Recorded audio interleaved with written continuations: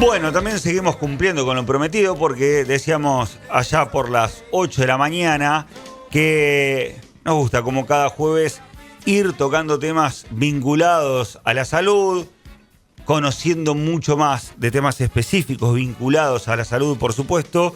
Y hoy vamos a hablar del ensayo clínico porque ayer, 20 de mayo, fue justamente el Día Mundial del Ensayo Clínico. Y está la doctora Débora Nor, que es especialista jerarquizada en clínica médica y especialista en farmacología clínica. Doctora Sandra Ramos y Martín Daer, ¿cómo le va? Buen día. Hola. Ahí está. ¿Cómo les va? Bien, Muy bien. todo muy bien. Bueno, a ver, lo primero que nos surge es, ¿qué es el ensayo clínico?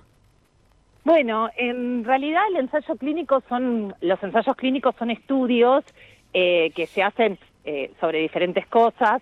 En general, en medicina se hacen mucho sobre fármacos. Son estudios que nos permiten comparar, en el caso de fármacos o alguna intervención específica, nos permiten comparar variables y en general se toman diferentes grupos a los cuales se les ponen diferentes cosas. Por ejemplo, hay grupos que pueden tener expuestos a un fármaco o expuestos, qué sé yo, a una intervención quirúrgica, y se los sigue en el tiempo, un tiempo que se estipula, para ver si les va mejor o les va peor de alguna forma con la intervención que se pone, ¿se entiende? Uh-huh. Sí. Doctora, ¿y por qué se celebró ayer, o por qué se celebra, mejor dicho, el 20 de mayo, el Día Mundial del Ensayo Clínico? ¿Tiene que ver con el primer ensayo que fue documentado? ¿Cómo es? Exacto. En realidad es el ensayo clínico en ese momento es en el 1700. En realidad lo que hace un médico escocés es estaba en un barco y se veía que los marineros se morían de escorbuto, una enfermedad muy vieja que es por déficit de vitamina C, y lo que hizo este señor fue a los marineros los puso en diferentes grupos y les dio dietas específicas, y lo que vio él es que aquellos marineros que consumían más cítricos, limón, naranjas, les iba mejor. Entonces, ahí, digamos, empezó un poco a pensarse que en esos alimentos había algo con lo cual se podía tratar el escorbuto. Y ese principio de generar grupos y cada grupo ponerle una variable, en este caso que comieran naranjas, otros supuestamente les daban vinagre, a otros les daban sidra. Esos grupos y tenerlos controlados y saber que se le da una cosa específica es el principio por el cual se rigen los ensayos clínicos, ¿sí? Claro. ¿Y por qué son importantes los ensayos clínicos? Bueno, los ensayos clínicos son importantísimos porque en realidad nosotros tenemos hablando de medicina, nosotros tenemos que trabajar con cosas que son que demuestren evidencia, ¿sí? Evidencia científica. Nosotros nos tenemos que manejar con el método científico, o sea, nosotros tenemos una hipótesis y tenemos que saber si eso es verdad o no. Y la única forma que tenemos nosotros de validar esas cosas y de saber si lo que estamos haciendo es lo correcto es estudiándolo, ¿sí? Por ejemplo, yo digo, qué sé yo, a mí se me ocurre que para una enfermedad yo lo puedo tratar con tal fármaco, ¿no? Bueno, eso se me ocurre, hago la hipótesis y esa hipótesis yo la tengo que probar. Y la forma de probarla es con un ensayo clínico, ¿sí? Porque además el ensayo clínico lo que nos permite es generar nuevos tratamientos y esos tratamientos realmente ver si sirven o no sirven. Y en medicina nosotros tenemos que tratar a los pacientes con evidencia, nosotros no tenemos que tratar a los pacientes por lo que a mí me parece o basado en mi experiencia, que la experiencia también es importante, ¿no? La experiencia de todos los médicos y de las médicas es importante, pero bueno, nosotros tenemos que estar avalados por algo que se haya comprobado. Y la forma de comprobarlo son los ensayos clínicos. Por ejemplo, yo tengo un fármaco que sirve yo tengo pacientes hipertensos y yo sé que los pacientes hipertensos se pueden morir de hipertensión, no solo por complicaciones crónicas a largo plazo, sino también porque se pueden tener complicaciones agudas, hacer una ACV, hacer un infarto.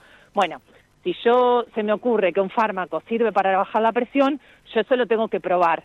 y a su vez tengo que probar que ese fármaco sirva para otras cosas. Por ejemplo, que disminuya el riesgo de ACV, que disminuya el riesgo de infarto.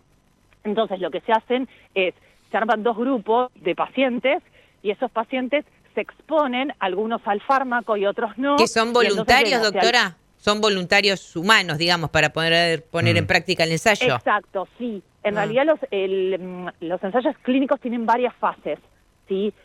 La primera, que es, o sea, nosotros tenemos toda una fase preclínica, que es donde se hace el fármaco, se estudia la molécula nueva y se dice, bueno, esta molécula podría servir para bajar la presión, siguiendo el mismo ejemplo. Sí. Después hay diferentes fases. La primera fase, la fase 1 de la parte clínica, se prueba en voluntarios sanos, ¿sí? Es gente que voluntariamente se enrolan en estos ensayos clínicos y son pacientes que no tienen enfermedad, ¿sí? Y después, en las distintas fases, se van probando en pacientes que ya tengan la enfermedad, que son hipertensos, y en fase 3, que quizás son los ensayos que nosotros más conocemos o los que salen en los diarios, es cuando ese fármaco se prueba en pacientes que tienen la enfermedad y que se comparan con otro fármaco, otra estrategia, ¿sí? ¿Se entiende? ¿Qué sé yo? Por ejemplo, tengo un nuevo fármaco para la presión, a los pacientes hipertensos les doy el fármaco A otros pacientes hipertensos les doy el fármaco B, lo sigo por un tiempito de tiempo, que a veces son 1, 2, 3, 4 años, y veo cómo les va. Y esas cosas se van midiendo y al finalizar el ensayo uno puede decir, bueno, los pacientes con el fármaco B les fue mejor porque tienen menos riesgo de ACV, porque tienen menos riesgo de infarto, porque se mueren menos, porque les baja más la presión, etcétera, etcétera. Y en base a eso es lo que uno toma las decisiones terapéuticas después en la práctica clínica, ¿no? Y la fase 4 ya se comercializa, digamos. Claro. Exacto, y la fase 4 es después de que el fármaco sale a la venta, que en esa estamos todos los profesionales de la salud, sí, porque no es solo los médicos, los farmacéuticos, los odontólogos también lo pueden hacer, es lo que se llama la farmacovigilancia, cuando el fármaco ya sale a la venta y empezamos a ver, capaz pueden reportarse efectos adversos que no se habían visto, sí, porque por ejemplo los ensayos clínicos en general enrolan un gran número de pacientes. Hay ensayos clínicos que hay algunos más chicos, otros más grandes, dependiendo de la patología que estemos tratando, pero por ejemplo puede haber ensayos clínicos de 10.000 personas, pero después cuando el fármaco se comercializa, eso se magnifica, ¿sí? Estamos hablando de capaz millones de personas que lo toman, entonces los efectos adversos que quizás no se ven en 10.000 personas, los empezamos a ver después de comercializarlos. Y bueno, y ahí pueden aparecer cosas. A veces, a partir de eso, se han retirado del mercado, por supuesto. Ahora, cuando hablamos de ensayo clínico, por ejemplo, en época de pandemia, ¿también Sí. se realizaron? Sí, se han realizado ensayos clínicos. Primero por las vacunas. Sí. Se han hecho ensayos clínicos de medicación. Por ejemplo, en algún momento de la pandemia hemos utilizado Sorequino hiperinmune. Sí. Nosotros acá en el hospital, en la provincia de Buenos Aires, Sí. lo hemos utilizado. Y también se han hecho ensayos con vitamina D, con otros antivirales, ¿sí? Hemos tenido ensayos clínicos, sí. El Sorequino, recuerdo, un amigo que es veterinario, me decía en su momento, y que tenía, como un impacto muy rápido, porque era más que nada para aquellos que ya tenían el COVID, para una recuperación un poco más inmediata, ¿no? Si no me equivoco. Es que en realidad, bueno, en la pandemia fue todo muy rápido y nada, estuvimos trabajando todos a contrarreloj en ese momento. Fíjense que el desarrollo de las vacunas, ahora no quiero mentir en tiempo, pero fue prácticamente récord, deben haber sido las vacunas más rápidas que han salido a la población general en la historia de la medicina. El Sorequino también lo dábamos en los pacientes que estaban con un COVID un poquito más largo, claro. En general. Había un momento, había un momento que era el día 10, en los cuales nosotros podíamos esperar un empeoramiento de estos pacientes, los seguíamos, y justamente en el día 10 a veces apareció un empeoramiento. Bueno, esos pacientes a veces tenían la indicación, y todo eso a veces se ha hecho como ensayo y a veces no, pero todo eso se reporta, ¿sí? Todo eso se estudia, se reporta efectos adversos, se reporta mejoría, así que siempre estamos todo el tiempo viendo cosas nuevas. Después en la práctica en general, digo, ahora saliendo post pandemia y no en esas circunstancias así de emergencia y excepcionales, Nosotros todo el tiempo se están haciendo ensayos clínicos, algunos están en algunos de los hospitales, en las clínicas, pero bueno, no es la práctica cotidiana nuestra. Doctora, y si una persona quiere ser candidata para esos Sí. estudios médicos, ¿qué tiene que hacer? En realidad, en general, bueno, hay un montón de protocolos que están en marcha, ¿sí? Hay médicos y médicas que los conocen, siento, y uno lo que puede hacer, si esos pacientes quieren participar de un ensayo clínico, o uno también como profesional cree que el paciente se puede ver beneficiado con algún tratamiento nuevo, lo que hace es se contacta al equipo que está estudiando ese fármaco y se lo propone. Los equipos lo que hacen es una evaluación exhaustiva, no entra cualquier persona a los ensayos clínicos, ni todos los pacientes que los médicos podamos proponer lo pueden hacer, porque los ensayos clínicos son muy rigurosos, ¿sí? En lo que son los criterios de inclusión y exclusión de los pacientes, porque bueno, justamente tienen que hacer que los grupos de control sean lo más homogéneos posibles, estén bien controlados.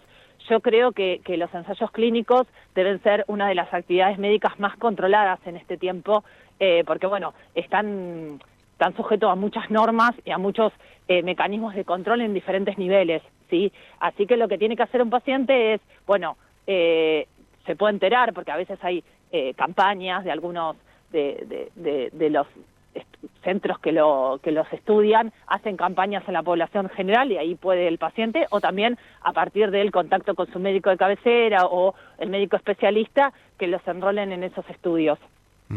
Doctora, gracias. Muy amable. No, por favor, chicos, gracias a ustedes. Ayer fue el Día Mundial del Ensayo Clínico y hoy lo charlamos, lo dialogamos y la escuchamos a la doctora Débora Nor, especialista jerarquizada en clínica médica y especialista en farmacología clínica.